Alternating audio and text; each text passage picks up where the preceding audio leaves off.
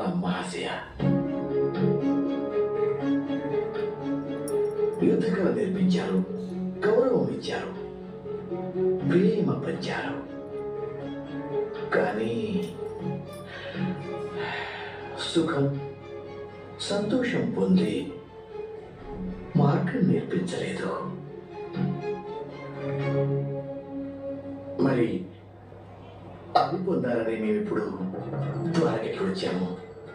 సుఖము సంతోషము అనేవి గమ్యాలు కావు శకుని మామ. వాటిని మీరు చేరుకోవడానికి అవి రెండు గమ్యానికి చేర్చే మార్గాలు. సుఖాన్ని కోరే మార్గము సంఘర్షణల వైపుకు దారితీస్తుంది. ఇక సంతోషం కోరే మార్గం శాంతి వైపుకు.